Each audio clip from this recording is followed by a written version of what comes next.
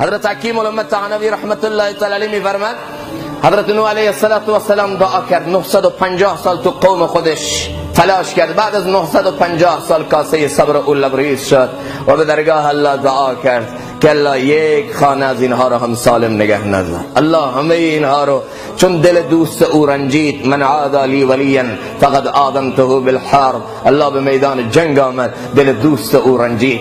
برای خودش الله نکرد، برای دوستش کرد، دعای دوستش بود، الله همه اینها رو ویران کرد. بعد حکیم الامت طحاوی رحمت الله تعالی در جایی میفرماند که الله به نوح گفت ای نوح کوزه درست کن، سفال و کوزه درست کن، ظرفهای سفالی درست کن. حضرت نوح علیه السلام طبق امر الله شروع کرد، یک میدان وسیعی رو سفال و ظرفها شروع کرد درست کردن.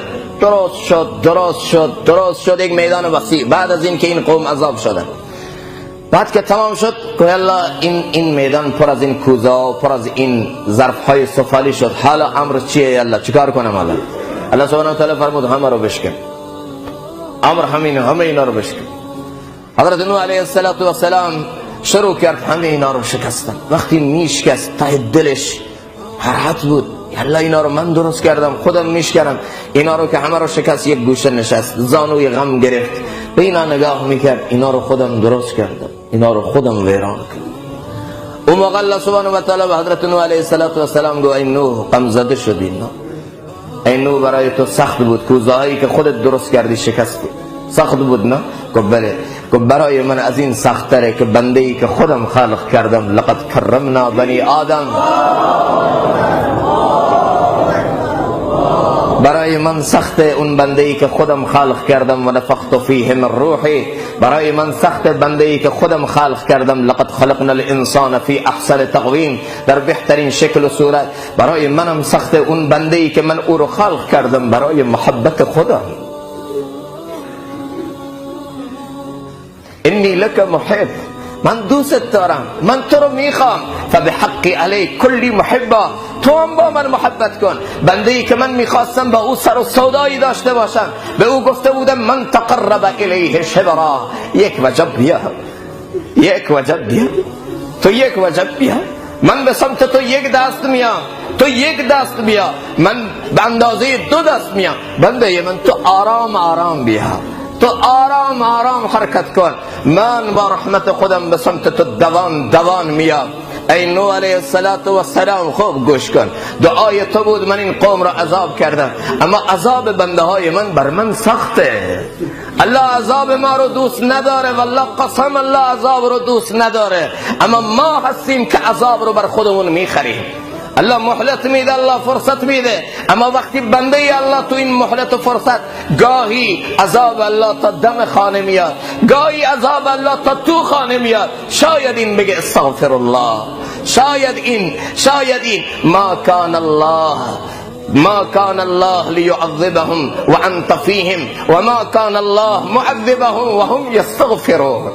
دو وقت الله عذاب نمیکنه، وقتی نبی ما بین ما باشه.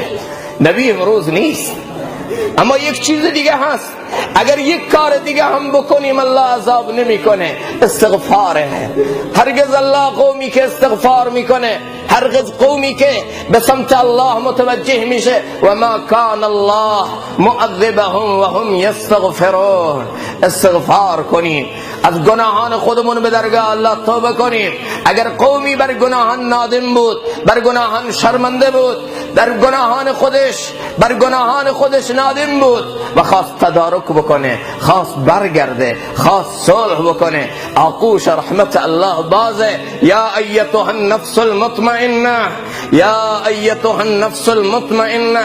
به گفته یکی از علما زیبا میگفت وقتی من این آیه رو میخونم حس میکنم بلا تشبیه ذات الله آغوش رحمت رو باز کرده و به بنده های خودش میگه یا ایتها النفس المطمئنه ارجعی الى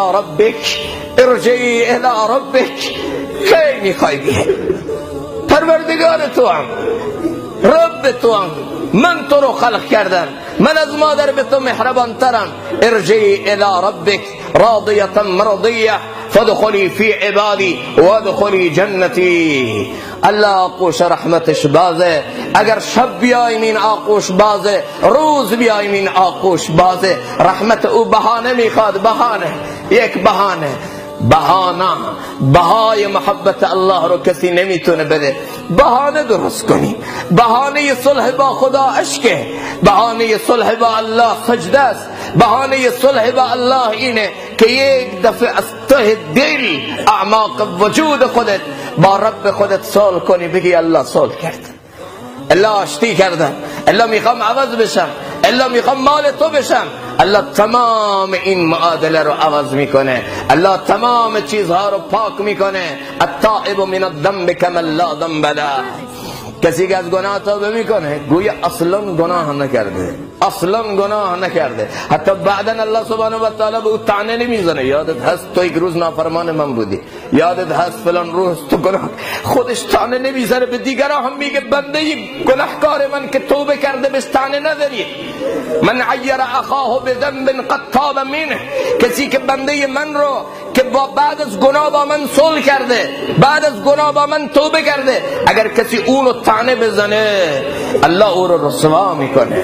تو حق نداری بنده گناهکار من رو که با اشکش، با آهش، با ربناش، با سجدش با من صلح کرد، چرا طعنه میزنی؟ طعنه نزن. نافرمان دیروز دوست امروز الله. این با الله صلح کرده، این با الله آشتی کرده. دوستان من، دیوانه انکو دیوانه نشد، دیوانه انکو دیوانه نشد. دیوانه واقعی، احمق و نادان واقعی دور از جمع ما اون کسیه که با این الله دیوانه این الله نشه، مجنون این الله.